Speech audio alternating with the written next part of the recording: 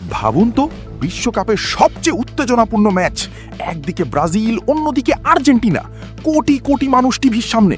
কিন্তু যদি বলি সেই ম্যাচে শুধু ফুটবল নয়, মাঠে নাকি ব্যবহার হয়েছিল এমন এক কৌশল যেটা আজও ফুটবল ইতিহাসের সবচেয়ে বিতর্কিত ঘটনাগুলোর একটি।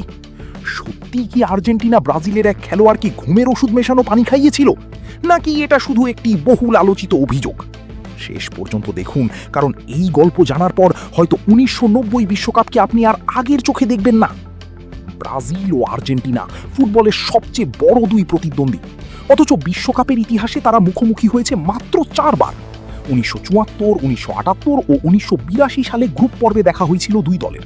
তবে সবচেয়ে স্মরণীয় এবং বিতর্কিত লড়াইটি হয়েছিল 1990 সালের ইতালি বিশ্বকাপের শেষ 16-তে।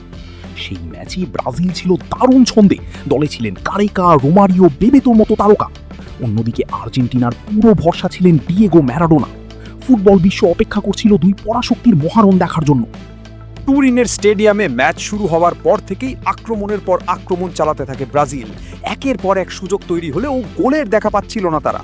আর্জেন্টিনা তখন বেশ চাপে, কিন্তু ম্যাচের 39 মিনিটে ঘটে এমন একটি ঘটনা যেটা পরবর্তীতে ফুটবল ইতিহাসে আলাদা জায়গা করে নেয়। ব্রাজিলের মিডফিল্ডার রিকার্ডো রোচার ফাউলে খেলা থেমে যায়, মাঠে প্রবেশ করেন ফিজিও। ঠিক সেই সময় ব্রাজিলের রাইট ব্যাক ব্র্যাঙ্কো পানি চাইলে আর্জেন্টিনার খেলোয়াড়দের ব্যবহৃত সাধারণ বোতল না দিয়ে তাকে দেওয়া হয় একটি আলাদা সবুজ বোতল। ব্র্যাঙ্কো সেখান থেকে পানি পান করেন। পরে তার দাবি, সেই পানি পান করার কিছুক্ষণের মধ্যেই মাথা ঘুরতে শুরু করে, শরীর ঝিমঝিম করতে থাকে এবং মাঠে অস্বাভাবিক ঘুম ঘুম অনুভূতি তৈরি হয়। এরপরই আসে ম্যাচের সবচেয়ে গুরুত্বপূর্ণ মুহূর্ত। দ্বিতীয়ার্ধে মাঝমাঠ থেকে ডিয়েগো ম্যারাডোনার অসাধারণ এক দৌড় ও নিখুঁত পাস।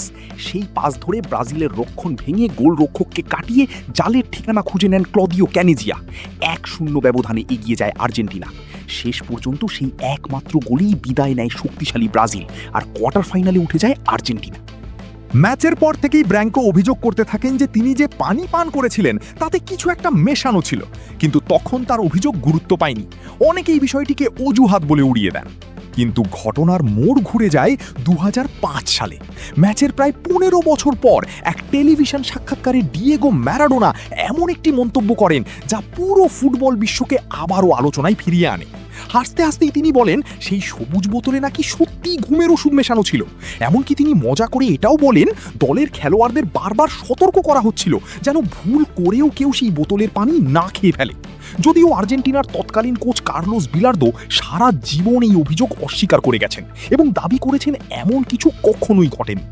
ম্যারাডোনার এই মন্তব্যের পর নতুন করে প্রশ্ন ওঠে, বিশ্বকাপের মতো সর্বোচ্চ মঞ্চে কি সত্যিই ফেয়ার প্লের সীমা অতিক্রম করেছিল আর্জেন্টিনা, নাকি এটি ছিল এক কিংবদন্তির রসিকতা যা পরে বাস্তব ঘটনা হিসেবে ছড়িয়ে পড়ে? এই বিতর্কের কোনো আনুষ্ঠানিক নিষ্পত্তি আজও হয়নি।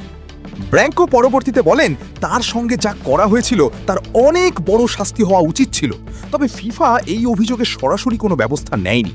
ফলে ঘটনাটি আদালতে নয়, ইতিহাসের বিতর্কের পাতাতেই থেকে গেছে। আজও 1990 সালের সেই ব্রাজিল বনাম আর্জেন্টিনা ম্যাচের কথা উঠলেই ফুটবল প্রেমীরা শুধু ক্যানেজিয়ার গোল বা ম্যারাডোনার জাদুকরি পাস নয়, মনে করেন সেই রহস্যময় সবুজ বোতলের কথাও। আর সেই কারণেই এই ঘটনাকে অনেকেই চেনেন হোলি ওয়াটার কেলেঙ্কারি নামে। প্রশ্নটা এখনো রয়ে গেছে, এটা কি সত্যি ফুটবল ইতিহাসের সবচেয়ে বড় প্রতারণাগুলোর একটি, নাকি প্রমাণহীন এক বিতর্ক যা সময়ের সঙ্গে কিংবদন্তিতে পরিণত হয়েছে? আপনার মতামত কি? মন্তব্যে অবশ্যই জানাবেন।